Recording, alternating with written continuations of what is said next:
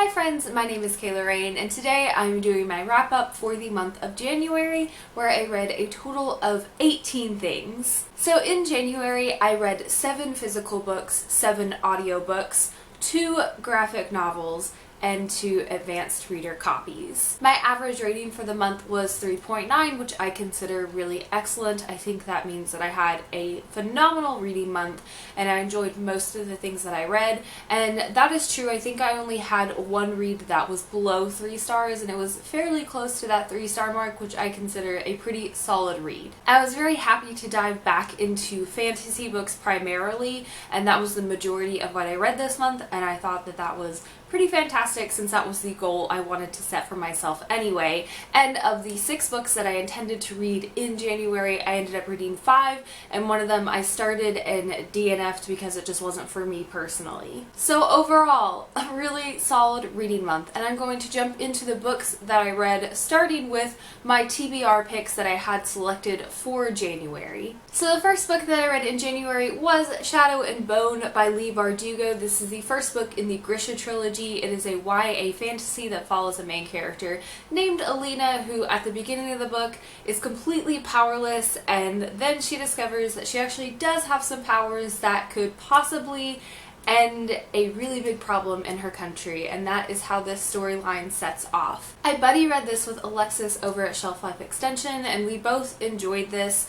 I really liked the characters. I thought that this was a great introduction to the world. The only thing that I wasn't a big fan of is the romantic relationship in this book, or the romantic relationships. I was not really behind either of them. I wasn't really sold on them, and that was just something that I wasn't particularly fond of because it is a big chunk of this book.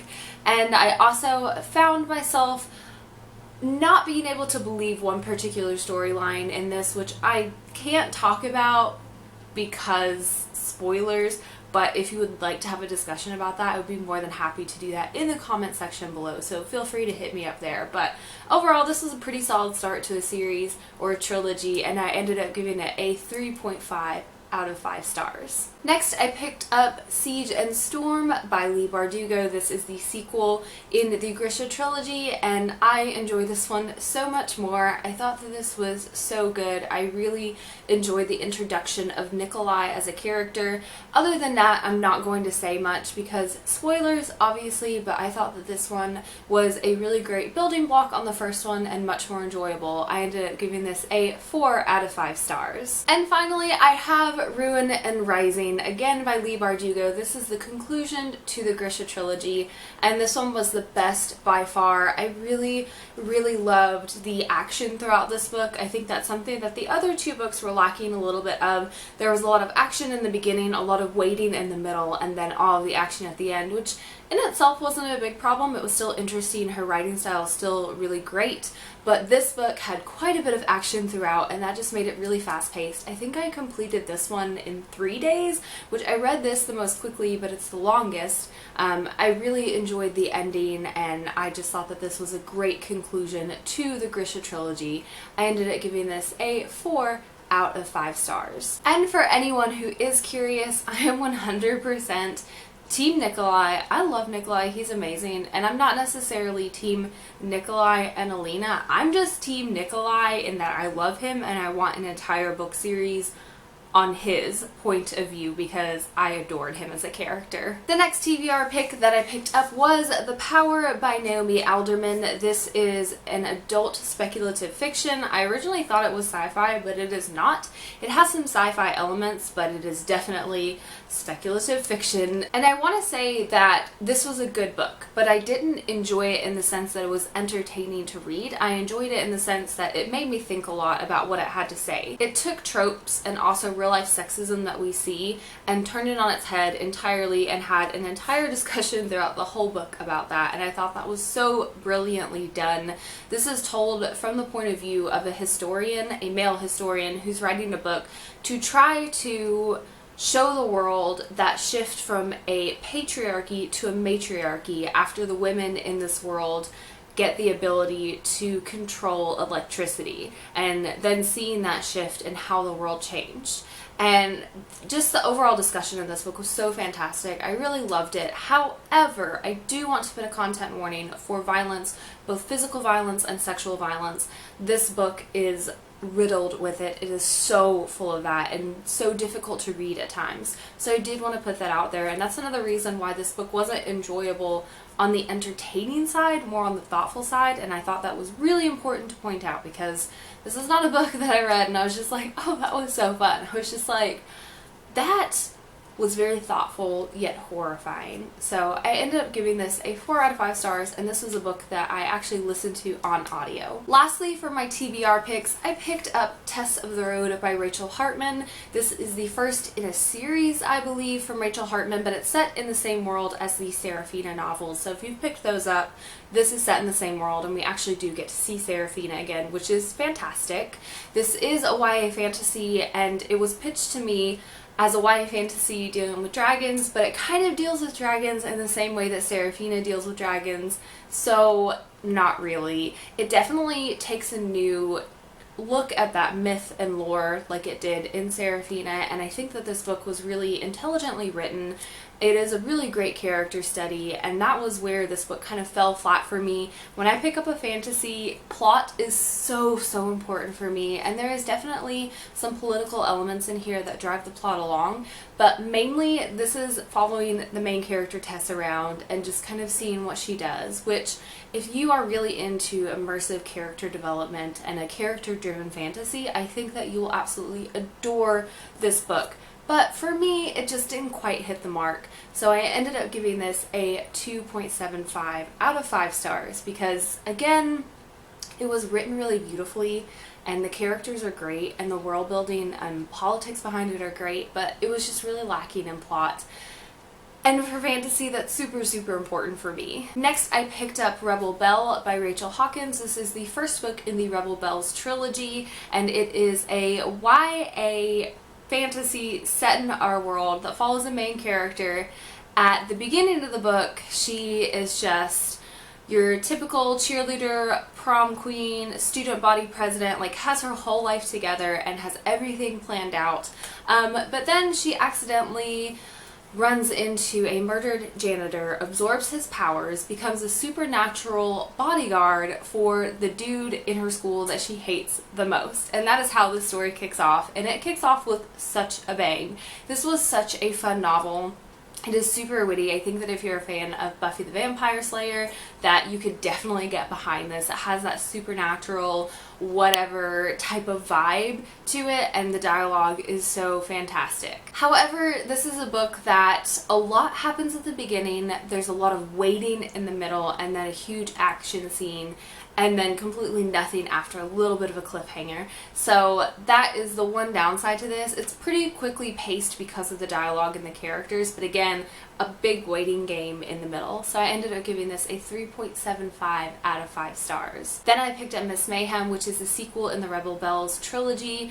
I really enjoyed this. I won't talk too much about plot because, again, spoilers, but I ran into the same issues in this book as I did the first book. It's just that there is an introduction of a lot of action in the beginning and then almost nothing in the middle and then a lot of action in the end and then a cliffhanger.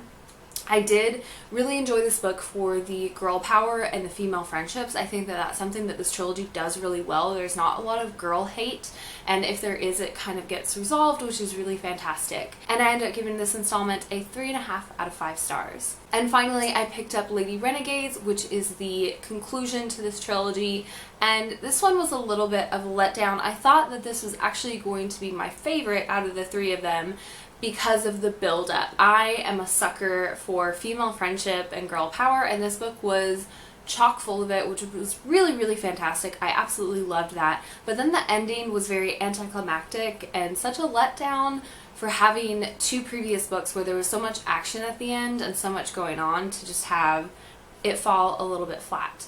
But again, I still really enjoy this, and I am such a sucker for female friendships and female empowerment, so I did end up giving this a 3 out of 5 stars despite the lackluster ending. And my first 5-star read of the month was Giant Days Volume 3 by John Allison. I absolutely adored this installation of the Giant Days comic book series. It is a comic book series, and it was so fantastic. I loved it so much. I love these characters. This is a slice of life comic book series, so you really just get to follow these characters along. There's not really much of a plot in these. There is stuff going on, but honestly, you're just there for the characters, and the characters are so wonderfully written that it's just so fantastic. And like I said, this was my first 5-star read of the month. I adored it. I'm not going to talk too much about what happened because, again, there's just not a whole lot of plot going on, but there is a lot of development for the characters, and I'd rather y'all just pick it up and read it and find out for yourself because it is so, so wonderful. Next, I picked up Echo by Pam Munoz Ryan, and I listened to this on audiobook, which I cannot recommend enough. This is a middle grade and a historical fiction that follows 3 main characters and 1 harmonica over the space of different time periods, and then it shows how those stories kind of tie together in the end. Something that was really unique about this book is it starts with a fairy tale, moves to the real world, and then ends with a fairy tale again. And something very unique about the audiobook is there is music that accompanies the actual narration of the story, and each character gets a different narrator, and that was such a wonderful experience. This was an incredibly emotional novel, and the only downside that I could find with it is the fact that it is a little bit of a tragedy at the end of each story, and while there are some uplifting moments, the end of each narrative ends up being very dark and very, very sad. So I know that for me, I wanted something a little happier, and thankfully the book tied things together well, so it was still a very satisfying ending despite all the sadness. So I guess the best way to describe this book is bittersweet. Again, it was such a unique experience to listen to this on audiobook, and the book itself is so wonderful. I ended up giving this a 4 out of 5 stars, and I cannot recommend listening to it on audiobook enough. It was so beautiful, and the narrators did such a good job. Next, I finally picked up Of Fire and Stars by Audrey Coulthurst. I actually decided that I wanted my spouse to pick out a book for me to read this month, and this was the book that was selected randomly off my shelves, and I was like, that's perfect because I wanted to read more fantasy, and I've really been wanting to read this one. It's just kind of keeps getting pushed to the bottom of the TBR pile. But this is a YA fantasy, and it follows 2 main characters, Denna and Mare. They are princesses from different countries, but Denna ends up being betrothed to Mare's older brother, and then they meet and they start riding horses together, and they fall in love, and there's magic and politics and just everything you could possibly want out of a fantasy novel is in this book right here. I think that if you really enjoy politically driven fantasy novels, this is perfect for you. I'm very interested to see where the second book goes, because this book had so much political intrigue leading up to the end that I think that there is going to be so much action in the second book. This was definitely a slow burn type of fantasy novel, but in a really good way. I was very interested the entire time I was reading it, so even though things were going pretty slowly, there was a lot of tension between the 2 main characters and their romance, and that just added so much to the story and made it really, really fantastic. I ended up giving this a 4 out of 5 stars. Next, I picked up my first reread for the year, and that was Every Heart a Doorway by Seanan McGuire. This was such a great reread to kick off the year with. I absolutely love this series. I basically would describe this as Harry Potter-esque, but everyone is gay, and I adore this so much.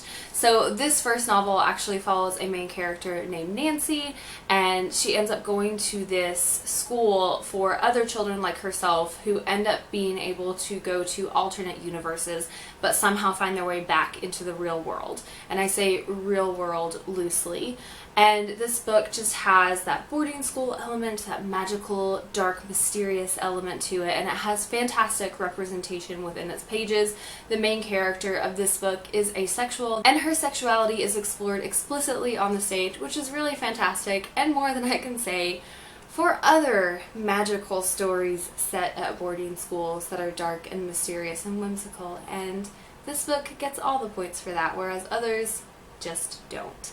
I ended up giving this a 5 out of 5 stars, and I listened to the audiobook and it was really, really fantastic. After that, I immediately picked up Down Among the Sticks and Bones, again by Seanan McGuire. This is the sequel in the companion series for the Wayward Children. This follows my favorite character, Jack, and her twin sister, Jill, and this is by far my favorite of the series. I love this so much. It follows the two main characters into their world, which is the moors. It's very dark, it's very gritty, and there's so much great discussion around gender roles in this book, and I really, really enjoyed that. I adore this book so much. Jack is one of my favorite characters, and her storyline is so, so beautiful and breaks my heart, but also puts me back together at the same time. I ended up giving this a 5 out of 5 stars, and I also listened to this one on audio. And then I picked up Beneath the Sugar Sky by Seanan McGuire. This is the most recent release in the Wayward Children series. I actually read this physical copy because my library doesn't have an audiobook yet on Overdrive, so I picked this one up, which I am not sad about because I love reading these books. They feel so familiar and new at the same time. I just feel like I'm stepping into a world that I've known my whole life, but at the same time I'm learning so much, and that's something that's so beautiful about the Wayward Children series. I think it captures that so well. But this particular book follows a main character named Korra, who recently comes to the school for wayward children and finds herself in a sticky situation when a former student of the school who was murdered previously has her daughter show up and ask to see her and bring her back to her world of confection, and then Korra has to kind of help with that task and figure things out. And I don't really know a great way to describe this because there's so much that goes on in this book, even though there's not a lot to read. The storyline is just really well developed, and I adore it so much. I ended up giving it a 5 out of 5 stars. Surprise, surprise. I also picked up Love, Hate, and Other Filters by Samira Ahmed. I do have a full and spoiler-free review for this, which I will leave linked in the down bar below if you're interested. But this is a YA contemporary that follows a main character named Maya, who really, really wants to go to film school, but her parents have different plans for her. This was such an incredible debut. I really love Samira Ahmed's writing. I think she did such a fantastic job of taking traditional tropes in contemporary novels and just really making them work within the text of this novel, but also having a really original concept of her own. I ended up giving this a 4 out of 5 stars. I also finally finished Shadowsong by S Jae-Jones. This is the sequel and conclusion to the Winter Song duology. This is a YA retelling. It is based loosely on the Labyrinth. I couldn't think of it even though I love that movie. It is based loosely on The Labyrinth, and it also has some elements of The Sound of Music, and I feel conflicted about this. I really enjoyed the first one. I just loved the really angsty romance and the lush world building, and this book was lacking on both of those, which was so disappointing. And I was hoping that it would pull through with the plot, because at the beginning of the book we get introduced to the Wild Hunt, which is such an amazing fantasy concept. But then it just wasn't really present in the book, which was very disappointing. But then again, there was some really great character representations between Liesl and her brother, and that development there was really interesting, and I loved that. And then how everything tied together in the end was actually really good. So I feel so conflicted about this book because a good portion of it I just did not enjoy, and then there were pieces throughout that I really loved. So I ended up giving this a 3 out of 5 stars, and I think if I were to read the first and the second book back to back, it might be a little bit more enjoyable because there wasn't a lot going on in this book, but the conclusion was pretty satisfying. I also picked up Before I Let Go by Merieke and Nijkamp. This is a book that I read with my older sister because we both went to the library, separate libraries, same day, around the same time, and we both just happened to pick this book up off the shelf without consulting with each other. No plans to actually pick this up, but we just happened to. And then we were talking about what library books we had picked up, and my sister mentioned this, and I mentioned I had it too, so it just seemed like fate that we were both going to read it, and then we both did. and then we both really loved it. This is a YA contemporary with some magical realism elements, and it follows a main character who finds out that one of her closest friends from her hometown where she grew up has recently completed suicide, and she goes back to visit her town and try to find out what happens because she just doesn't believe that Kaya could have done that. This book has so many great discussions about the trope behind an artist producing their best artwork when they are mentally ill and when they're at their either highest or lowest points of that mental illness, and the discussion around this was so well done, and the discussion around using that and abusing that idea both on the page and in real life plays out. This book is just very strange. There's a lot going on. All I can say is you really need to read it to be able to figure things out, but I do want to put a content warning for suicide and violence because those are both present in this book, and there is a big discussion around that. There is explicit representation on the page with Kaya having bipolar disorder, and that is mentioned, and she is somewhere on the queer spectrum, and then the main character appears to be asexual, though that isn't explicitly stated. That representation is there. I ended up giving this a 4 out of 5 stars. And finally, the very last thing that I read in the month of January was The Legend of Korra, Turf Wars Part 1, and this is by the creators of the Avatar The Last Airbender series and illustrated by Irene. I really loved this installation of the series. I have read most of the previous Avatar series that follow Aang and his crew, and this one pitches off from Korra and her crew, and it is so wonderful because we finally get that relationship representation on page between Korra and Asami, and it's so beautiful, and we get other types of representation. Like, we finally get to hear in words that Avatar Kyoshi is bisexual, and there is another integral character in this book who also mentions that she too likes women, and that is really fantastic just to see that representation on the page and explored, but also lots of action going on in this book, and just having everything weave together was so perfect. This was a beautiful and perfect graphic novel. I have nothing bad to say about this because I'm obsessed with this universe, so I might be a little biased, but this was fantastic. 5 out of 5 stars. That is it for my wrap up this month. I hope that the footage on this video isn't terribly long. Because I hate editing really long videos. It just, I can't pay attention, so I have to do it in like small bursts. But also just so y'all don't have to sit here for like 20 minutes and listen to me talk about what I thought about books, which maybe you like that. But I know that my attention span is not held that long on YouTube videos. Again, small burst, I have to do it there. So thank goodness for 2 times speed, and like if you need to use that, go for it. Those were the books that I read in January. I loved almost all of them. Even the ones that didn't quite hit the mark still had value to me as far as reading, and thankfully none of the books were terrible on the bad representation front, because I hate when I read a book that is just really shitty for representation, and that's why it gets a low rating, because then it's a complete waste of my time. Because even if the storyline was good, I'm not going to recommend it to anyone because shitty representation. But I was pleased with my reading month, and thank you all so much for continuing to come back for me to share this with you. I will leave links in the down bar below for all of my social media sites such as Goodreads, Instagram, and Twitter. I will leave links in there as well for Alexis's channel, since we did a buddy read, as well as my review for Love, Hate, and Other Filters. Be sure to subscribe if you want to see more videos from myself. Come and talk to me in the comments if you want to know more about my thoughts on the books, and give this video a thumbs up if you enjoyed it. As always, thank you so much for watching. Stay weird.